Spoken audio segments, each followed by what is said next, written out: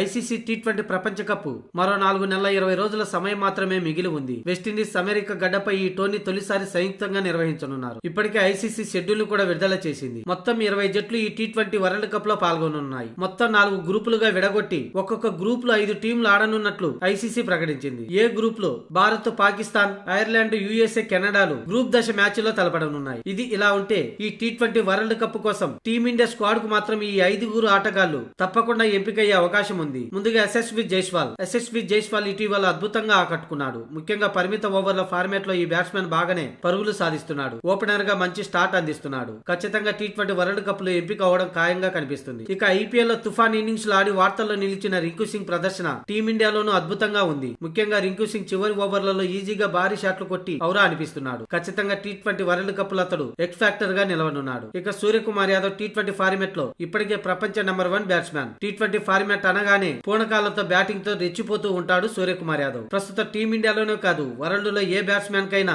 తన batting style ఆదర్శంగా నిలుస్తున్నాడంటే తన ఆట తీరు ఎంతలా ఉందో అర్థం చేసుకోవచ్చు. దీంతో టీ20 వరల్డ్ కప్ లో టీమిండియాకు సూర్య ఎక్స్పెక్టర్ గా మారనున్నాడు. ఇక హార్దిక్ పాండ్యా ప్రస్తుతం గాయంతో టీమిండియాకు దూరంగా ఉన్న Hardik Pandya T20 world cup కోసం ఎంపిక అవడం ఖాయంగా కనిపిస్తుంది. అటు బ్యాటింగ్ ఇటు బౌలింగ్ లోను అదరగొడుతూ టీమిండియాకు గొప్ప ఆల్రౌండర్ గా మన్నలు పొందుతున్న హార్దిక్ పాండ్యా ఐపీఎల్ లో అటు కెప్టెన్స్ గాను ఇటు టీమిండియాలో కెప్టెన్ గాను జట్టు విజయాల్లో కీలక పాత్ర పోషిస్తున్నాడు. దీంతో టీ20 వరల్డ్ కప్ లో అతడు టీమిండియాకి ఎక్స్పెక్టర్ గా మారే అవకాశం ఉంది. ఇక జస్ప్రీత్ బుమ్రా 3 ఫార్మాట్లలో భారత జట్టులో అద్భుత ప్రదర్శన చేస్తున్నాడు. టీ20 ప్రపంచ కప్ లో కొత్త బంతితో కాకుండా డెత్ ఓవర్లలో జస్ప్రీత్ బుమ్రా భారత్ కు కీలక బౌలర్ గా మారనున్నాడు. ప్రస్తుతానికైతే ఈ 5 ఆటగాళ్లు ఖచ్చితంగా టీ20 వరల్డ్ కప్ కోసం స్క్వాడ్ కి ఎంపిక కావడం ఖాయంగా కనిపిస్తుంది.